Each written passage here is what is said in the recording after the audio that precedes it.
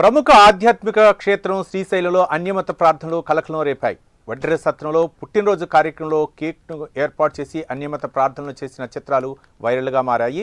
శ్రీశైలంలో అన్యమత ప్రార్థనలు చేయడంపై వన్ టౌన్ పోలీస్ స్టేషన్లో దేవస్థానం అధికారులు ఫిర్యాదు చేశారు. అయితే అన్యమత ప్రార్థనలు చేసిన వ్యక్తి కర్నూలుకు చెందిన రమణగా గుర్తించారు. అన్యమత ప్రార్థనలు చేసిన రమణపై శ్రీశైలం పోలీసులు కేసు నమోదు చేశారు. ఏసైని పరిశుద్ధ నామమున ప్రార్థన చేసి వేడుకుంటున్నాం పరమ తండ్రి.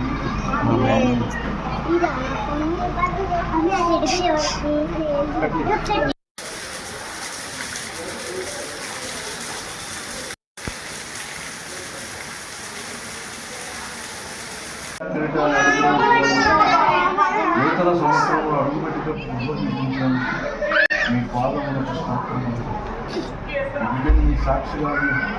మీ సాక్షిగా నిలబెట్టుకుని అభివృద్ధి దశలో తీసుకురమ్మని ప్రార్థిస్తుంది. ఇక్కడ చేరిన పెద్ద పిల్లలను పేరు పేరుకోవద్దని ఆశీర్వదించండి. ఏసైని పరిశుద్ధ నామమున ప్రార్థన చేసి వేడుకుంటున్నాం పరమ తండ్రి.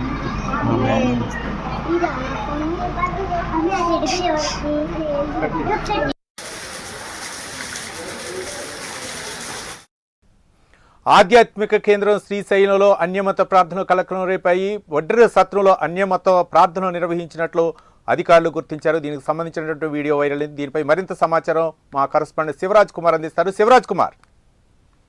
రవి, ఏదైతే శ్రీశైలం మహాక్షేత్రంలో మరోసారి అన్నమతస్తుల ప్రార్థనలను కలకలం రేపాయని చెప్పుకోవచ్చు.